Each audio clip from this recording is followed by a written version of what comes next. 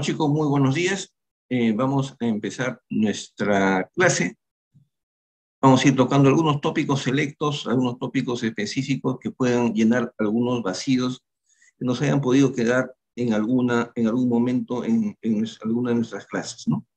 Y uno de esos temas es la localización de los dientes retenidos, ¿no? En este caso de caninos, porque los caninos son uno de los dientes que más dificultades nos trae, sea para extraerlos o sea para tratar de direccionarlos mediante un tratamiento de ortodoncia, es decir, localizar donde está el diente retenido, el canino, ponerle un botón, ¿no?, de ortodoncia, y luego con un alambre, y luego dejar el diente libre para que el ortodoncista haga la tracción de los dientes retenidos, ¿no? La imagen de la derecha es un premio Guinness, de hace muchos años, en donde el reto era ver cuántas personas podían entrar a la vez en una cabina telefónica. Entraron cerca de 18 personas, ¿no? Y eso suele suceder con los dientes retenidos en general, ¿no? Y tenemos nosotros que tener claro esto que lo vimos ya en clases pasadas, ¿no? Que desde el ingreso al paciente tenemos que tener una idea clara de la posición tridimensional del diente, en este caso del canino, ¿no? Y el canino es un diente que puede estar, en el caso del superior, muy palatinizado, muy vestibularizado. No basta con el examen clínico, no basta con la panorámica, no basta con la técnica de Clark, ¿no? Es necesario tomar siempre una tomografía, ¿no? Y en la mandíbula puede estar muy cerca de la raíz de los dientes, puede estar ubicado en el mentón, casi siempre está, cuando está en el mentón, está por el lado vestibular, pero hay casos en los cuales está por el lado lingual. Necesitamos también necesariamente una tomografía, ¿no? Y una vez que nosotros, en el número 3, tenemos la tomografía, tenemos tenemos clara la posición tridimensional del diente, la forma tridimensional del diente.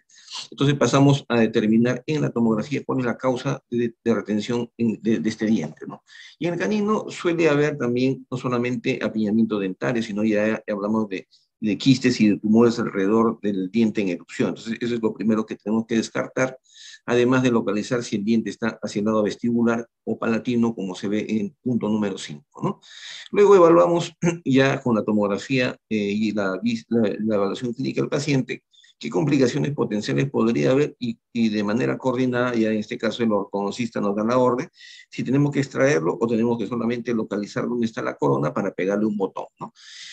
De hacer la cirugía y estar dispuestos y siempre listos a manejar cualquier complicación que se puedan presentar durante la intervención quirúrgica y no se olviden siempre dar de alta al paciente. Entonces, regla número 1, no se olviden tener una idea, una visualización tridimensional del diente retenido en general, en este caso el canino. Regla número 2, esto nos va a llevar a una incisión correcta y a un colegio amplio.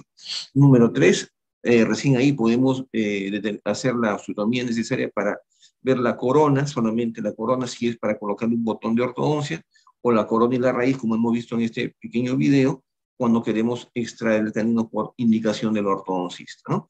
Y si acaso la decisión del ortodoncista, la orden del ortodoncista fue extraer el diente, tendremos en algunos casos que extraer el diente por partes, como también hemos visto en el video, porque era muy amplio para poder extraer, un grande el diente para poder extraer en una sola pieza, ¿no? Y para ello tenemos que buscar un punto de palanca para poder usar el diente y poderlo así extraer. Entonces, todos estos pasos tenemos que tener claramente en cuenta, ¿no? Para la planificación quirúrgica, sea para la extracción de un canino retenido, o sea simplemente para localizar su corona, porque pensamos que vamos a ubicarlo para colocarle un dispositivo de ortodoncia. Entonces, la clase está centrada en responder esta pregunta: ¿cómo se localiza un canino retenido? Sería en este caso, ¿no?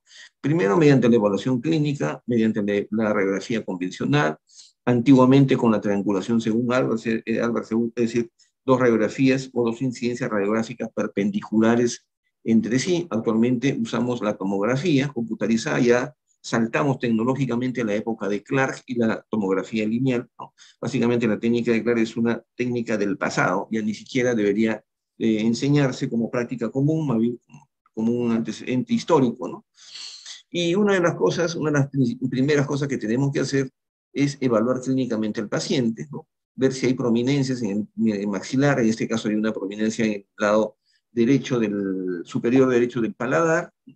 Levantamos el colgajo, ahí está el canino, este es mi primer canino que se traje en toda mi vida, y por suerte tengo una fotografía, una secuencia de ese momento, año 1981, si mal no recuerdo eso, ¿no? Ya el paciente es un colega, odontólogo de Villarreal también, ¿no? Como anécdota, un buen día cuando recién llegué a la Universidad de Villarreal como profesor en el año 93, si mal no recuerdo, 1993, un alumno que me comenzó a conversar con cierta confianza, ¿no? Y cercanía, amistad, ¿no? Y en un momento determinado me dice, doctor, usted no sabe que no se acuerda de mí, me dice, ¿no? No, la verdad que no me acuerdo, le digo, ¿no? Mira, si usted se acuerda del hospital de policía en el año 1981, ¿no? Usted estaba haciendo la extracción de un canino en el paladar y había un doctor, un gordito, que le decía todo lo que usted tenía que hacer. Sí, sí, eso nunca me voy a olvidar en mi primer canino. Bueno, yo era el paciente, me dice, ¿no? Entonces el paciente había estudiado odontología y ahora estaba como estudiante de odontología en Villarreal, ¿no? Y qué gusto, ahora ya hace muchos años, más de casi 20 años que es colega, ¿no? Es un poco la anécdota, ¿no? ¿Por qué? Porque en aquel entonces, ¿no? En el año 81, 82, hasta el 86 inclusive, no usábamos porque no disponíamos de la tomografía computarizada en el Perú para poder hacer estas evaluaciones. Ahora sí lo tenemos, ahora es un crimen que un estudiante de odontología no sepa leer una tomografía, ¿no? En este otro caso también hay una prominencia en el paladar, es evidente que el canino se halla por el lado vestibular. En este caso también se ve una parte del diente que ha hecho prominencia por el lado vestibular. Obviamente el diente se encuentra hacia ese lado, ¿no? Esta es la radiografía periapical, esta es la vista clínica, pero este es un incisivo, ¿no? En posición invertida. Y así, mediante el examen clínico que también vemos, este es un alambre en forma de cadena que está con placa bacteriana por el lado vestibular, y acá está la radiografía. Es un paciente a quien le habían iniciado un tratamiento de ortodoncia hacía muchos años. Él abandonó el tratamiento cuando él estaba en Francia, vino al Perú y bueno, pues, hermano de un dentista, y el doctor me lo pasa y me dice, me lo transfiere, me dice, doctor, quiero que le extraiga el canino porque ya según mi percepción, ya no puedo hacerle la tracción de ortodoncia. Perfecto, tú lo indicas y yo lo hago, ¿no? Entonces aquí hay un cuerpo extraño que está por el lado vestibular y obviamente el diente estaba por el lado vestibular. En este otro caso había drenaje de pus a la altura del canino izquierdo. Ahí está la radiografía. Hay una infección alrededor de la corona. Había que extraer el diente, se hace un colgajo, obviamente el diente se encuentra hacia el lado vestibular, ¿no? Había pus por el lado vestibular, hacia donde drena la pus, hacia la zona de menor resistencia. Entonces hay algunos parámetros clínicos que nos indican hacia dónde puede estar o puede encontrarse un diente retenido, ¿no? Voy a pasar esta parte. Aquí, por ejemplo, es evidente que estos dos dientes supernumerales se encuentran al lado vestibular. El examen clínico es suficiente. O como este paciente, ¿no? Que vino a la consulta con ese doctor, ¿sabe qué? Yo siempre me limpio los dientes con palito, ¿mal? ¿No? Palito de dientes, no con hilo dental. Y creo que ayer se me ha roto un palito, me dice, usé un alfiler y creo que el alfiler se me ha roto porque siento algo diferente entre el incisivo lateral y el canino, acá arriba al lado izquierdo, ¿no? Entonces, vamos a pedir una radiografía porque siempre es necesario. Es un caso bastante antiguo. Y vemos que la radiografía nos muestra un pequeño diente supernumerario. No había ninguna fractura, en este caso de nada, pero el abordaje se hizo en base a lo que se vio clínicamente, ¿no? Hay un pequeño diente supernumerario hacia el lado, este, hacia el lado palatino, ¿no? En este caso hay un canino retenido, hay una prominencia hacia el lado vestibular. En estos tiempos yo le indicaría una tomografía, ¿no? Entonces trabajaba mucho con el examen clínico, ahora sería malo, en ese tiempo era bueno. Este es un diente retenido, un premolar, en este caso se palpaba por el lado lingual, pero no siempre se palpa, o no siempre la palpación es confiable, ¿no? Vamos a ver ahora algunos casos. Entonces, radiográficamente podríamos utilizar la periapical, la oclusal o la panorámica, ¿no? La oclusal está tan descontinuada que ni siquiera la vemos. La radiografía oclusal, en todo caso, solamente sirve para localizar premolares retenidos, ¿no? Ver su posición en premolares retenidos inferiores, nada más. Después no sirve para nada la radiografía oclusal. Y la panorámica no es confiable, ninguna de las tres es confiable en realidad para localizar dientes retenidos o cuerpos extraños porque nos falta un plano, ¿no? El plano bucolingual o bucopalatino, ¿no? Este es un caso antiguo también, no me acuerdo ya de qué año es. Hay un canino, ¿no? Ubicado sobre la raíz del segundo premolar superior izquierdo, sobre la pieza número 2.5, ¿no? Sin embargo, el paciente no vino por el diente retenido, vino porque tenía supuestamente un absceso ¿no?, sobre el ápice del remanente radicular. Y con la radiografía se comprobó, ¿no?, se pudo comprobar que no era un absceso, sino se trataba de un diente retenido, en este caso, un canino, ¿no?, que en este momento se ve que ahí se extrajo, ¿no? En este otro caso hay un canino, este es un corte de la panorámica, le tomo un oclusal, pero el oclusal no es contundente, y ya por intuición, ¿no?, por experiencia, por costumbre, por suerte, lo encontré por el lado vestibular. Aló, buenos días.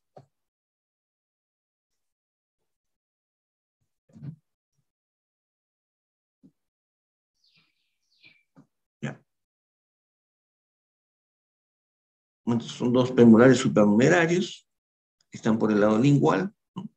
Podemos utilizar la técnica de triangulación de Albert, que ya no la usamos porque ahora tenemos tomografía computarizada. ¿En qué consistía? En comparar lo que veíamos en la panorámica con una radiografía lateral de cráneo, por ejemplo, ¿no? Acá se ve un canino en el mentón, y la cefalométrica nos muestra que el canino está muy cerca del lado, más cerca del lado vestibular, ¿no? Lo buscamos por el lado vestibular. Eso es el concepto de la triangulación de Albert, ¿no? Y esto es la técnica de Clark, una técnica antiquísima, diría prehistórica, ¿no? Ya no debe ser enseñada en la universidad, es una técnica que no tiene ninguna trascendencia, en realidad solamente nos indica si bien la corona está más hacia el lado vestibular o lingual o palatino, que no siempre es contundente, pero no nos dice nada de la forma ni la posición de la raíz. Este es un caso que vino con esta panorámica al lado derecho, arriba y abajo derecho, la técnica de Clark, ¿no?, en donde se aprecia que la forma del diente no se modifica pese a dos tomas radiográficas en posición diferente, significa que el canino está por el lado palatino. Sin embargo, con esa certeza no pudieron hacer la extracción del canino, ¿no? Se tuvo que hacer merced, acá no está, me he olvidado de poner la tomografía, merced a una tomografía que nos indicó que el diente estaba atorado por el lado vestibular, ¿no? Pasamos también por una época intermedia ya superada de tomografía lineal que nos indicaba, como se ve aquí arriba a la izquierda, la panorámica, arriba a la derecha la oclusal, parecería que el incisivo está hacia el lado palatino. Sin embargo, la imagen de abajo a la izquierda, que no es muy clara, es un poco borrosa, nos muestra al incisivo que tiene el borde incisa, la corona, hacia el lado vestibular, y efectivamente, en la vista clínica de abajo a la derecha, la vista quirúrgica intraoperatoria, se ve que el diente está hacia el lado vestibular, ¿no? Pero la tomografía lineal era una imagen un poco borrosa. Y estamos en la época de la tomografía computarizada, que ustedes manejan muy bien, ¿no?, y me da mucho gusto por ello. Ha habido un cambio significativo en el caso de ustedes, ¿no? Y la tomografía computarizada era inicialmente así, un poco imprecisa, no podíamos identificar claramente el trayecto del conducto dental inferior como ustedes lo hacen ahora perfectamente con su Blue Sky, ¿no? Imagínense, había que adivinar que el conducto está donde se encuentra el puntito acá abajo, ¿no?, y ni siquiera está ahí, ¿no?, porque está un poco más hacia el lado lingual. Entonces eran los esbozos, los inicios de la tomografía computarizada, pero de todas maneras nos ayudaba a determinar el abordaje que íbamos a usar para extraer los dientes retenidos, ¿no? Ahora estamos en una época que ya ustedes la van a vivir con mayor énfasis, con mayor detalle, que es la planificación digital, ¿no? La planificación digital, que no solamente es para implantología, es decir, ubicar al diente en la tomografía, luego escanear el modelo del paciente, superponerla, eso lo puede hacer con Blue Sky, superponen la imagen de la tomografía con el modelo de estudio, y luego hacen una férula, ¿no?, una férula que va a indicar dónde, en la boca del paciente, ¿ven?, unos indicadores, unas aletas vestibulares que van a indicar dónde se encuentra el diente retenido y de qué tamaño va a ser el colgajo y de qué proporción qué tamaño también va a tener la osteotomía. Entonces se hace una cirugía mucho menos invasiva, mucho más exacta, ¿no? Esto es cirugía guiada, ¿no? Entonces el concepto de cirugía guiada no es solamente aplicable a la colocación de implantes, es aplicable, en realidad empezó en general con la cirugía traumatológica. Pero volvamos al tema, ¿no?, la localización de los dientes retenidos, ¿no? Primero, tenemos que ubicar la corona, ¿no? Acá se ve claramente que en este paciente niño hay una prominencia hacia el lado vestibular, los dientes están hacia el lado vestibular, ¿no? En este caso hay una prominencia vestibular. La primera cosa que tenemos que hacer es ubicar dónde se encuentra la corona. Ya vimos este caso. Hacia dónde está el diente, la corona del diente, hacia el lado vestibular, porque hay un cuerpo extraño que emerge hacia el lado vestibular, ¿no? Acá está la imagen quirúrgica, está el diente con su cadena y después el hecho quirúrgico, todo se hizo por vestibular. Es un caso del 1999 en nuestra facultad, ¿no? No teníamos tomografía, se utilizó la triangulación de Albert para ver comprobar que el canino estaba hacia el lado vestibular, ¿no? Que está que hubo señalado con el puntero. En la cefalométrica se ve acá arriba, sobre el plano palatino, un canino que está con la corona horizontal, ¿no? Entonces, pero todavía no es tan clara, doctor, no es tan clara como lo veríamos en una tomografía. Entonces, en estos tiempos ya le indicaríamos una tomografía lineal que no nos ayudaba mucho, pero nos servía de todas maneras para ver que el diente estaba ligeramente más hacia el lado vestibular, ¿no? Pero ya entramos a la tomografía computarizada per se, ¿no? Con BIM, ¿no? Una paciente de 10 años, dicho sea de paso, ya tiene 25 ahora, ¿no? Para que vean, 15 años tiene este caso, hija de una amiga, de una colega, dos caninos retenidos en el lado superior, no sabemos si está vestibular, y en el corte axial a la derecha se ve que las coronas están más vestibularizadas. Efectivamente, acá están los caninos hacia el lado vestibular. Entonces, la pieza 6 le llamábamos antiguamente a la pieza 1.3, ¿no? Y la pieza 11 es lo que actualmente se le llama la pieza número 1.3, ¿no? Entonces, ambos caninos están más hacia el lado vestibular, el abordaje es vestibular. En este caso, no para extraerlos, sino para colocarle un par de botones. Aquí, bueno, no es un canino, pero es un incisivo, que está en posición invertida, y aquí en la tomografía, esta es una tomografía lineal, se ve que con el dibujo, el trazo o el trazado con líneas punteadas azules, nos indica que el diente está más inclinado hacia el lado vestibular. Ahí está, el diente efectivamente, ¿no?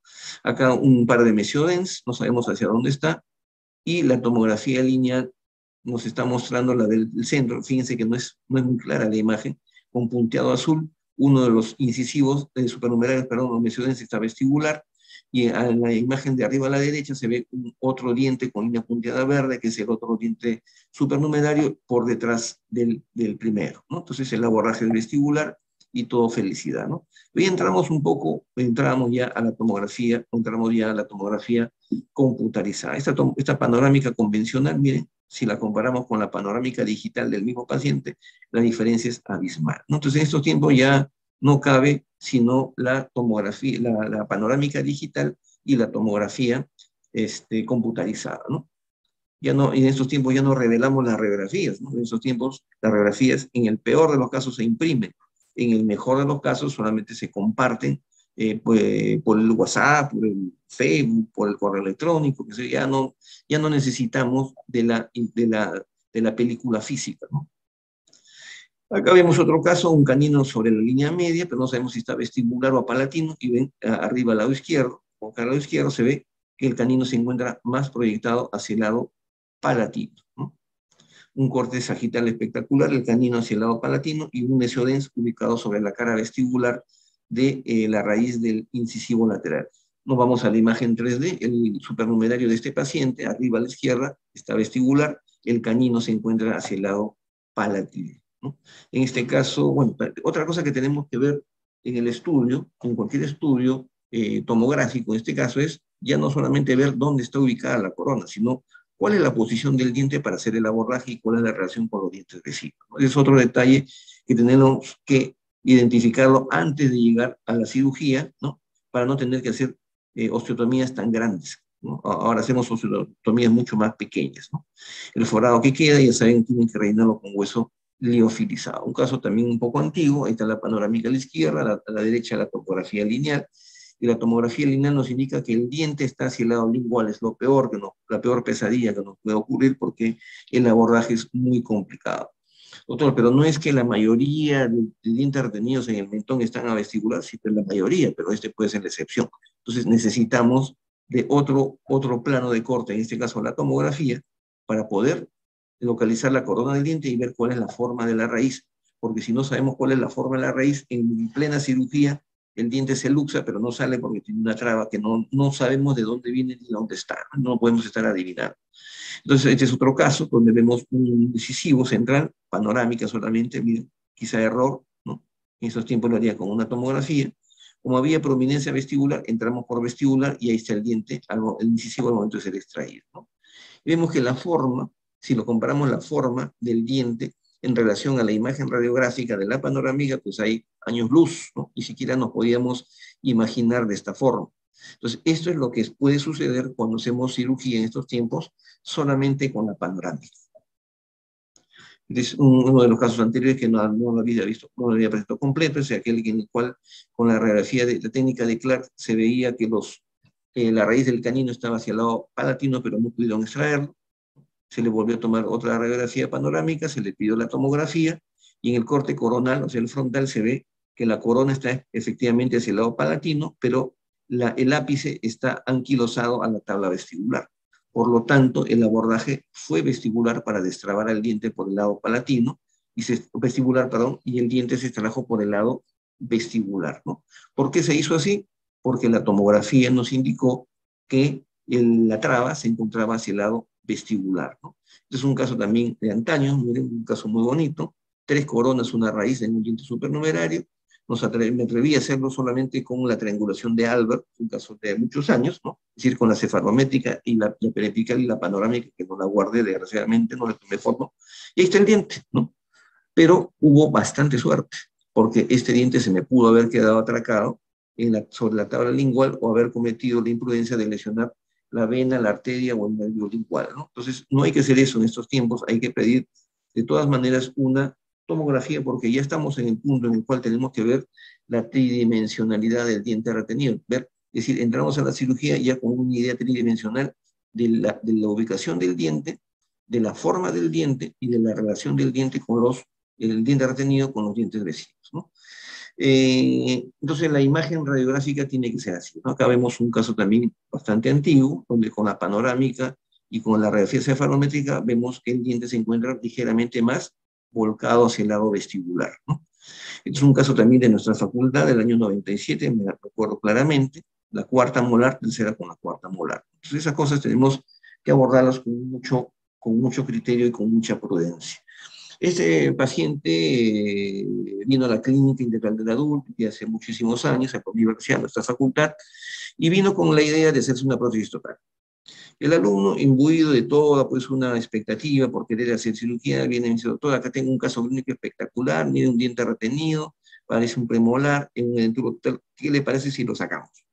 Y como le faltaba un paciente para operar y aprobar el año, bueno, pues él pensó de que ese era correcto. Entonces vino con buena intención y le digo: ¿y qué edad tiene el paciente? El paciente tiene 84, 85 años. ¿Le molesta el diente? No. ¿Y para extraer ese diente qué tienes que hacer? Tienes que tirarte toda la tabla vestibular, tienes que hacer una gran osteotomía. ¿Y para qué si no le molesta el diente? Entonces también tenemos que evaluar, por lo que dice abajo, el costo-beneficio. ¿Vale la pena? ¿Está justificado hacer la extracción de este diente retenido? Sea un canino, sea un premolar, sea cual fuese el diente. Eso es una cosa que tenemos que evaluar. En este caso también hubo un accidente, ¿no? Durante la extracción, fíjense ustedes, el diente estaba vertical o aparentemente lingualizado. Como la tabla vestibular es más delgada, muy delgada, y usualmente el tercer molar se encuentra más pegado a la tabla lingual que la vestibular, ¿no? Una mala maniobra hizo que el diente rompiera la tabla lingual y se fuera al piso de boca.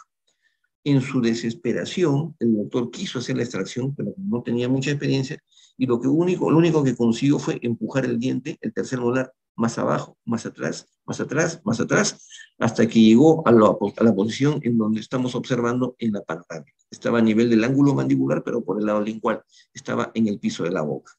Se le pidió una tomografía, vemos el corte axial en el lado derecho, el diente está más cerca de la faringe que el diente, ¿no? Está por dentro del músculo pterigoideo interno, porque esta no es una tomografía con BIM, es una tomografía multicorte, y efectivamente hay que evaluar, ¿vale la pena o no vale la pena extraer este diente? ¿No? Entonces, le dije a la mamá de la jovencita, le dije: mejor dejarlo ahí porque más daño le va a hacer intentar extraerlo. Además, esto hay que hacerlo bajo anestesia general en sala de operaciones, ¿no? Es un corte coronal del mismo caso. El diente estaba más cerca de la faringe que de la tabla vestibular, ¿no?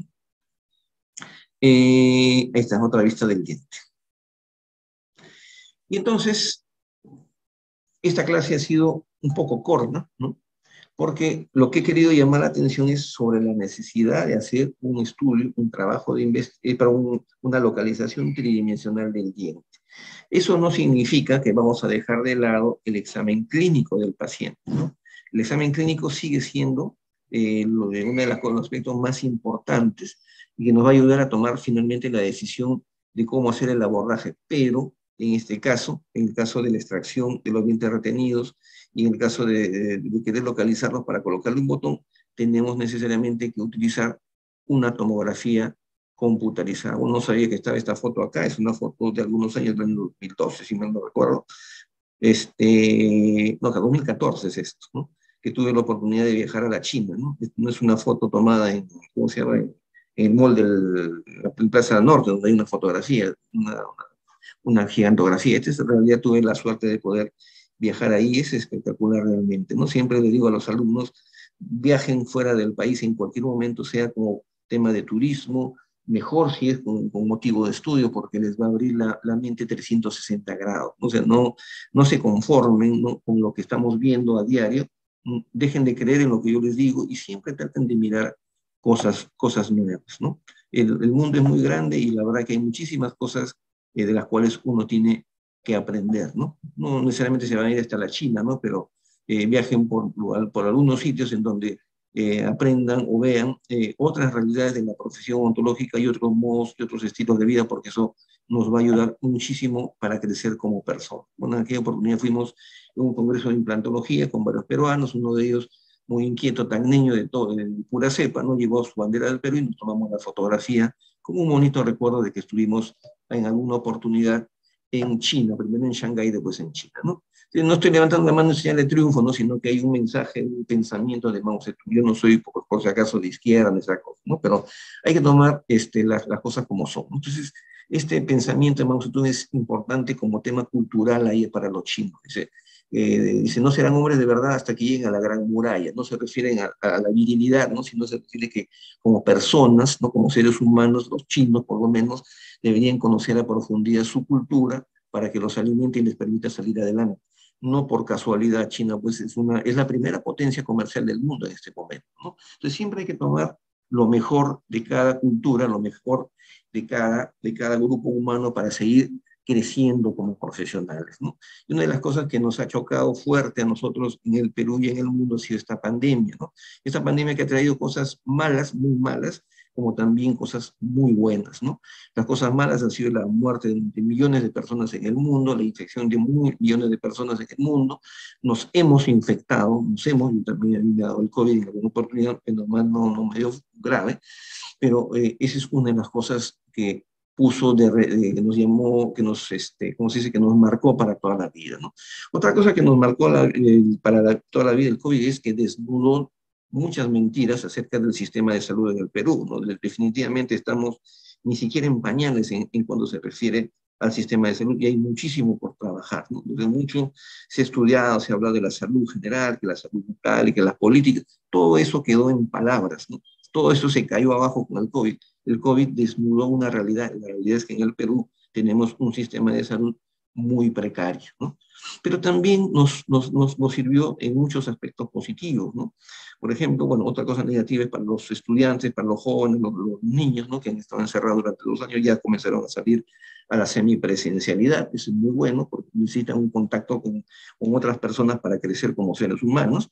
Pero una de las cosas buenas, porque siempre hay que ver el lado bueno también de las cosas, es que fortaleció el núcleo familiar, ¿no? Ya no teníamos que salir y nos vimos obligados en una forma a estar con la familia, convivir con ella y disfrutar de la familia y entender que la familia es una de las cosas más importantes para todos nosotros, ¿no? Ya.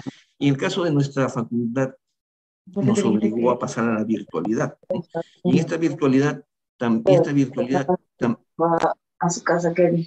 Mm, En, ok. es- en esta virtualidad también nosotros los profesores aprendimos, todos hemos aprendido, todos hemos crecido juntos, ¿no? Gracias a ustedes, gracias al trabajo que ustedes han realizado. Esperemos que esto se vaya superando poco a poco con la semipresencialidad, pero una de las cosas positivas, ¿no?, que ha sido el tema del aula virtual, ¿no?, que lo venimos trabajando en nuestro curso desde el año 2011, ¿no?, pero que no pegó, no trascendió hasta que nos vimos obligados a utilizar la herramienta digital, ¿no? Entonces, esta experiencia ha sido, pues, ¿cómo se dice?, recibida ya con esta nueva gestión en nuestra facultad, por las autoridades y los profesores, y el día de hoy en la noche voy a hacer una presentación a las 8 de la noche, ¿no?, también quedan cordialmente invitados, ¿no?, como parte de las actividades normales del departamento académico, dirigido principalmente a docentes, ¿no?, para compartir experiencia y ver de qué manera podemos seguir mejorando cada día. Y esta experiencia del aula virtual en cirugía realmente ha sido muy bonita, ¿no? Con todas sus limitaciones, porque esto jamás va a reemplazar a la actividad clínica quirúrgica presencial, ¿no? O sea, nunca he pretendido que eso sea así, ¿no? Simplemente creo que hemos buscado una alternativa y los resultados los voy a mostrar hoy día en la noche. Es un curso en realidad de dos días, ¿no? El día de hoy vamos a hacer toda la presentación pedagógica, filosófica, ¿no? De cómo cómo hemos desarrollado esto, porque no solamente la herramienta que la tienen ahí, hay todo un componente científico, educativo detrás de todo ello, y eso les voy a explicar ahora, le voy a enseñar a los profesores de nuestra facultad y otras facultades que ojalá también se enchufen, ¿no? Y también a traer cosas positivas. Por ejemplo, estoy mostrando dos de los videos que les voy a compartir a los profesores hoy en la noche, que es el producto de ustedes, ¿no? Porque eso no es mi éxito, es el éxito de ustedes, ¿no? En el caso de arriba, es Isabela, ¿no? Un grupo de doctoras que hicieron, presentaron sus videos tipo TikTok, ¿no? Que me pareció simpático, ¿no? Un poco como los que le dije al principio del curso, cuando estábamos todavía antes de iniciar el curso, en la parte previa, en las vacaciones, ese pre-vacacional que hicimos, ¿no? Es decir, los alumnos no tienen por qué adecuarse a las reglas o ¿cómo se llama?, a los parámetros del profesor, sino es al revés, ¿no? Entonces, somos los profesores los que tenemos que adecuarnos al ritmo, a la velocidad y a las herramientas de ustedes, ¿no? Ese es, creo, el mensaje más importante de esta etapa. Y eso es lo que vamos a compartir el día de hoy. Y me place mucho tener mucho material del cual compartir y hablar con ellos, gracias al trabajo que ustedes han realizado durante el año, ¿no? Entonces, como conclusión de este tema, el día de hoy, ¿no? Que los dientes retenidos en general pueden ser localizados para ayudarnos a tomar una decisión quirúrgica, ¿no? Y esa decisión quirúrgica va a ser aquella que permita obtener el mejor resultado con el menor daño posible al paciente. Ese es nuestro objetivo, ¿no? Hacer una cirugía lo más laparoscópica posible, lo más puntual posible, ¿no? Con menos trauma o menos complicaciones posoperatorias, ¿no? Sin embargo, ya ustedes se han dado cuenta que no existe una receta de cocina para todos los casos, ¿no? Lo que determina finalmente la conducta quirúrgica, y es el mensaje que quiero que se lleven del curso en general, es que la decisión clínica es lo más importante, ¿no? La experiencia clínica, la decisión clínica, todo aquello que tenga que ver con lo clínico, termina decidiendo o haciéndonos, ayudarnos a tomar una decisión final para hacer las cosas lo mejor posible, ¿no? Y después, lógicamente, con el resultado exitoso o no, o con las complicaciones o no, sabremos también identificar clínicamente cuáles son estas complicaciones y darle solución.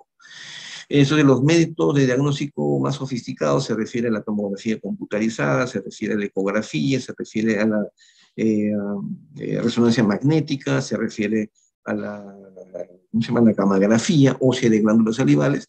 Debe reservarse para aquellos casos de ectopía extrema, ¿no? Pero en el caso de la tomografía en especial, creo que debería usarse para todos los casos, ¿no? Para todos los casos de localización de dientes anterosuperiores, incisivos y caninos, ¿no? Básicamente.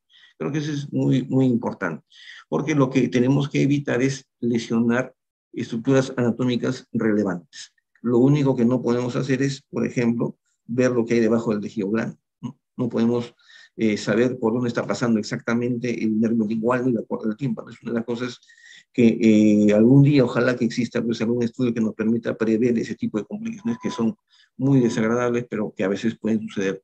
Pero lo relacionado con el conducto dental inferior, yo sí creo que se puede prever con una buena tomografía, y durante el curso ustedes han elaborado, han conocido también el uso del Blue Sky, que es una herramienta que ustedes la han visto solamente de manera superficial, ¿no? Solamente los he invitado a que hagan una degustación de ese software, ¿no? La degustación me refiero a que han aprendido a localizar el trayecto del conducto dental inferior.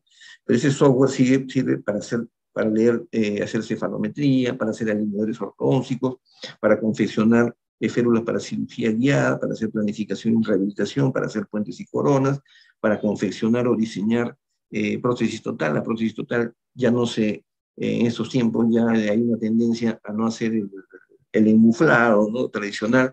Ahora las prótesis se imprimen, ¿no? Y así ese cambio, ¿no?, algo que